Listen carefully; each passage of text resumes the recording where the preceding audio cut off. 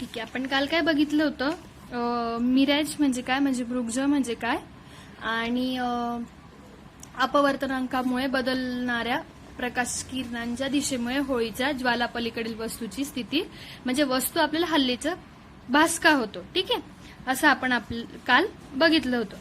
मग आता आपल्याला बघायचं आहे, effect of atmospheric condition on refraction of light can be seen in the twinkling of stars. म्हणजे जर वातावरणाच्या प्रकाशाचा अपवर्तनावर होणारा एक परिणाम म्हणजे ताऱ्याचे लुकलुकणे होय. ट्विंकलिंग ऑफ स्टार म्हणजे काय, effect of atmospheric condition on refraction of light, म्हणजे ॲटमॉस्फेरिक कंडिशनचा इफेक्ट कोणावरती होतो, रिफ्रॅक्शन ऑफ लाईट वरती, आणि तेव्हा आपल्याला काय दिसत तिथे, twinkling of stars. Okay, stars are self luminous and can be seen at night in the absence of sunlight. Stars काय असतात, सेल्फ ल्युमिनियस म्हणजे काय असतात, ते स्वयंप्रकाशित असतात आणि and can be seen at night, म्हणून मग त्या कधी दिसतात आपल्याला, फक्त रात्रीच. इन ॲब्सेन्स ऑफ सनलाईट म्हणजे जेव्हा सूर्यप्रकाश नसतो, जेव्हा सूर्यप्रकाश तिथे प्रेझेंट नसतो तेव्हाच आपल्याला त्या दिसतात.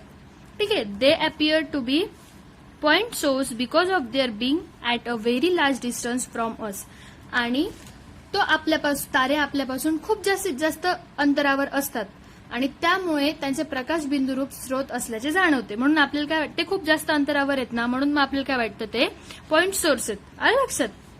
As the density of air increases with lowering height above the surface of the earth, the refractive index also increases. म्हणजे जर एअरची डेन्सिटी ही इन्क्रीज झाली, आलं लक्षात, कोणासोबत, त्याची हाईट कमी असेल अर्थ सरफेसची, तर त्याची रिफ्रॅक्टिव्ह इंडेक्स ही काय असते, ती पण कमी होत जाते.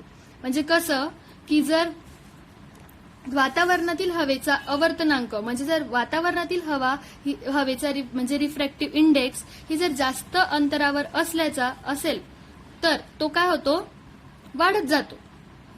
म्हणजे the star light coming towards up travels from rarer medium to denser medium is constantly bend towards the normal. आपण मागच्याच व्हिडिओत बघितलं होतं, 3 आपल्याला मीडियम दिले होते त्यांनी, air, rarer, denser, rarer, denser, rarer, denser. ठीक आहे, त्याच्यातल्या एका पॉइंटमध्ये दिलेलं होतं, म्हणजे पहिल्याच पॉइंटमध्ये होतं की ती नॉर्मलकडे थोडीशी बेंड झालेली असते. आलं लक्षात, कधी, जेव्हा रेरर मधून डेन्सरकडे येते तेव्हा. मग लाईट रेज, मग त्याचा इथे पण त्याचाच यूज झालेला आहे.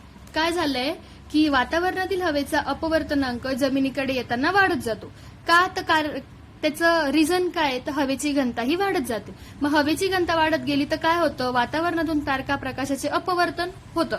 मग कुठून होतं, वातावरणातून म्हणजे रेरर मीडियमकडून. कुठे होतं, डेन्सर मीडियमकडे म्हणजे घन मीडियमकडे, माध्यमकडे. ठीक आहे, मग तसं होताना त्याचा म्हणजे ते जे प्रकाश असतो, जो याचा लाईट रे असतो, तो कसा येतो, तो कसा होतो, मग स्तंभिकेकडे झुकल्यासारखा दिसतो. म्हणजे कुठे दिसतो, तो नॉर्मलकडे थोडासा झुकलेला असतो. हा असं तुम्हाला 6.6 मध्ये दाखवलेलंच आहे, हे बघा इथे.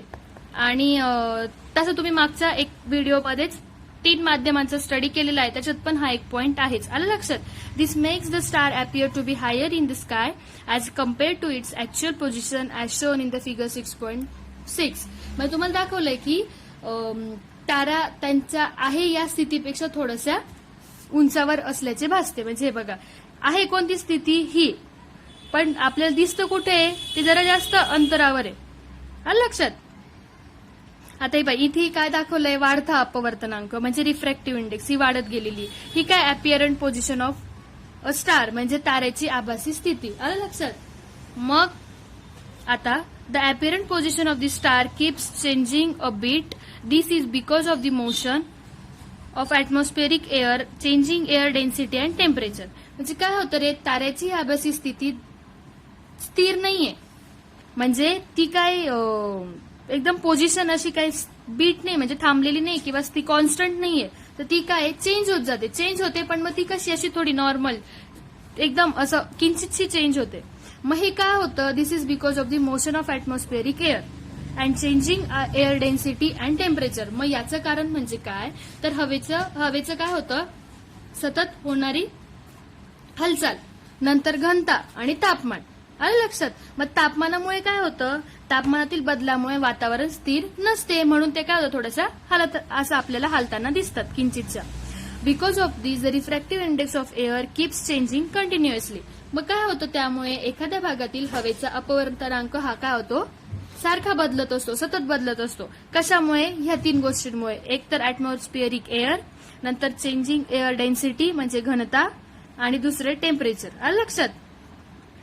Because of this change the position and brightness of the star keep changing continuously and the stars appears to be twinkling. मग त्याच्यामुळे काय होतं रे, अशा प्रकारे अपवर्तनांकात म्हणजे रिफ्रॅक्टिव्ह इंडेक्स मध्ये चेंज होतो आणि त्याच्यामुळे ताऱ्यांची आभासी स्थिती, जी पोझिशन असते स्टार्सची, ती चेंज होते आणि तिची जो ब्राईटनेस असतो म्हणजे ती त्याची लाईट प्रखरता आहे ती काय असते, सतत चेंज होत राहते, नेहमी कंटिन्युअसली चेंज होत राहते. आणि म्हणून मग आपल्याला ते तारे कसे दिसतात, लुकतुकताना दिसतात, म्हणजे ट्विंकलिंग ऑफ स्टार्स आपण त्यांना म्हणतो.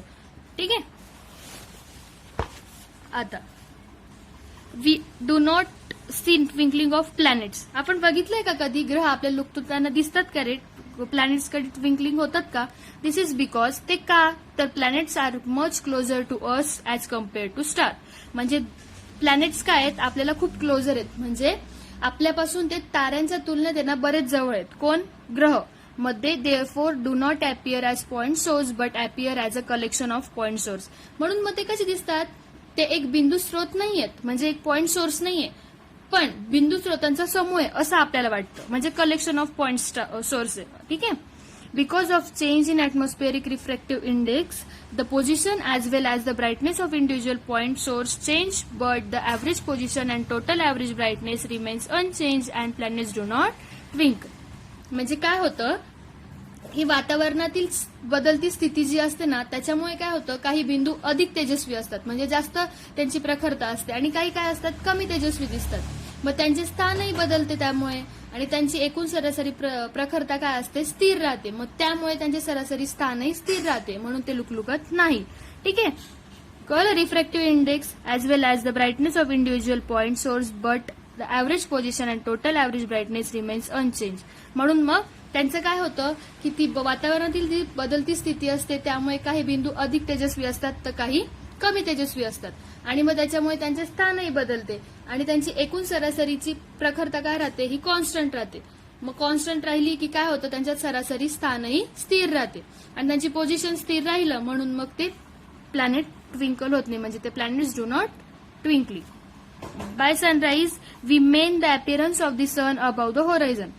But when the sun is somewhat below the horizon, its light rays are able to reach us along a curved path due to their refraction through Earth atmosphere as shown in figure 6.7. ठीक आहे, इथे दाखवलेलं आहे त्यांनी 6.7 म्हणजे ह्या आकृतीत दाखवलेलं आहे. The effect of atmospheric refraction म्हणजे वातावरणीय अपवर्तनाचा परिणाम. आणि thus we see the sun even before it emerged above the horizon. So same thing happen at the time of sunset, and we keep seeing the sun for a short even after it goes below horizon. म्हणजे काय होतं, सूर्योदय होणे म्हणजे काय की सूर्याच्या क्षितिजाच्या वर येणे.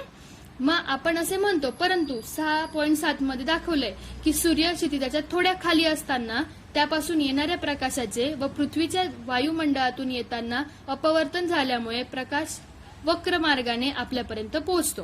म्हणजे कसा, हे बघा, असा होरायझन मध्ये येतो तो, हा असा, म्हणजे असा वक्र मार्गाने हे असं असं आपल्याकडे येतं, पूर्ण येत नाही सरळ. ठीक आहे.